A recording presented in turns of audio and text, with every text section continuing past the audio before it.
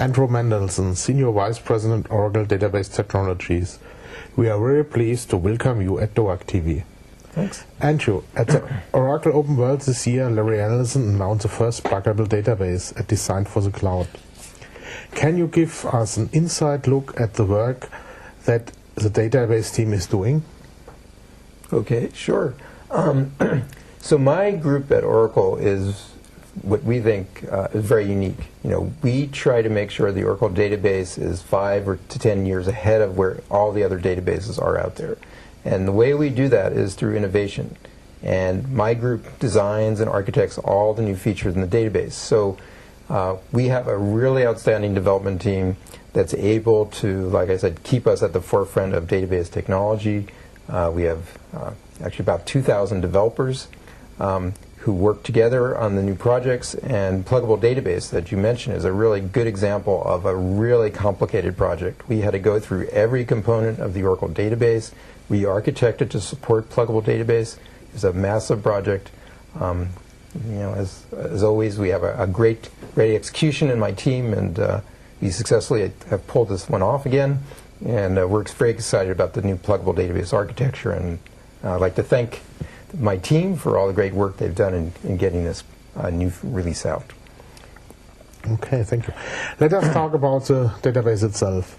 Can you tell us more about the benefits of the new technology with respect to the cloud strategy of Oracle?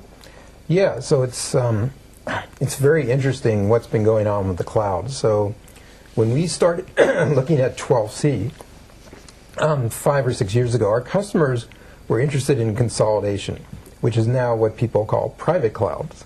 But it turns out that what you do for a private cloud is very similar to what you need to do for a public cloud. And so we designed and specified this new feature called Pluggable Database, which is actually a re-architecture of the Oracle database.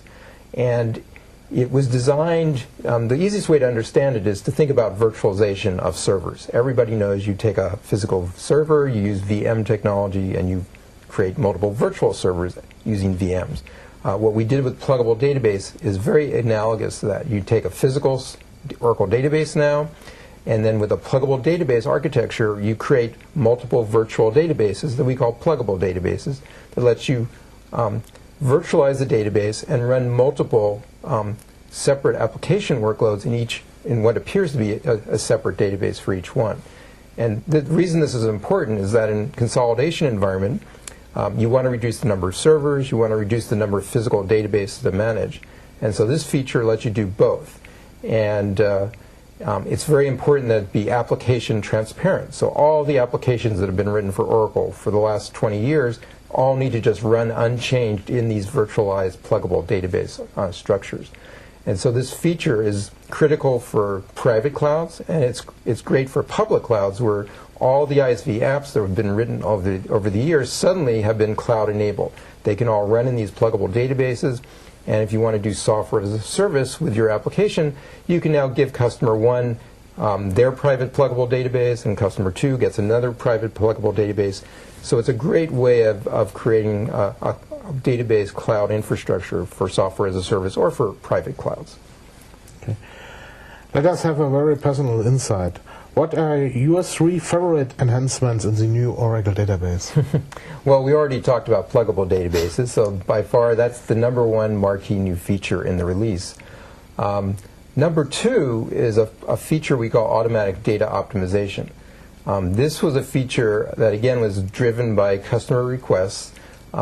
They really like the fact that we give them technologies for managing their databases and lowering the cost of the storage under the database, like partitioning and compression. But what they really wanted us to do was automate the management of the life cycle of their data as it went from being hot data that had to be on very high performance storage, and then as it became more read-only, they wanted to automatically compress the data for them. And then as it became more archival in nature, they wanted us to automatically archive the data, move it to a low-cost storage tier, compress it even further. And so that's what this whole automatic data optimization feature set does. We have a heat map that captures all the activity of all the data in the database. And then based on that heat map and policies that the DBAs give us, we automate the process of compressing the data, of moving the data to low-cost storage tiers, all based on policies the DBAs give us. And this really lets the DBAs lower the cost of storage underneath their Oracle database. And the third? Oh, third. Number three.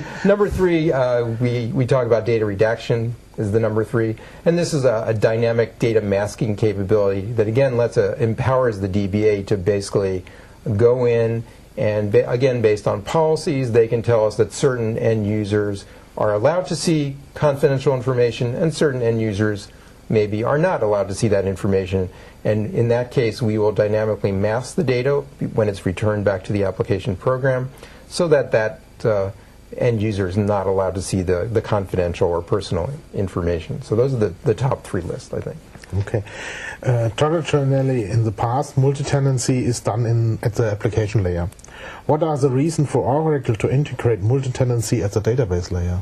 Yeah, so if you look at the classical cloud applications, and a good one everybody probably is familiar with is Salesforce.com. The way they've designed that application is they have big Oracle databases that are used to host the information from all their customers. So all their customers are sharing the same actual physical tables in that Oracle database. And in order to make that work in a way that was secure so that each customer thought they had a private database, they had to build their own application tier functionality that tried to sort of virtualize the database to make it look like there were multiple isolated databases for each organization.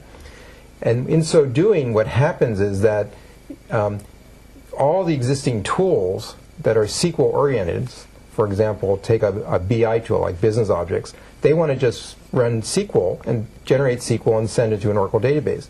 But on Salesforce, if you did that, you'd bypass this application tier level. You go straight to the database, and the tool would be able to see all the data in that database.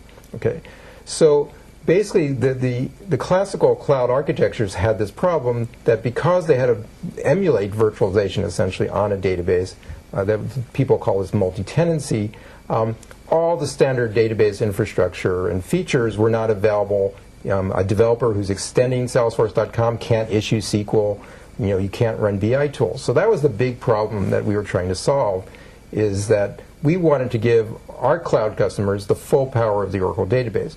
So virtual databases, pluggable databases, gives customers their own private virtualized database that's implemented in the database tier, and now all the tools that want to spit out SQL against the database are all running against these virtual databases, and therefore you don't have to worry about security or other considerations that you had to with Salesforce, and all the power of SQL is now available for developers. It's to extend their cloud applications or to tools, BI tools, everything basically that works against an Oracle database now can be safely run in the cloud against these private pluggable databases. So it's a much more functional environment and really solves the whole problem of how you build a database for the cloud.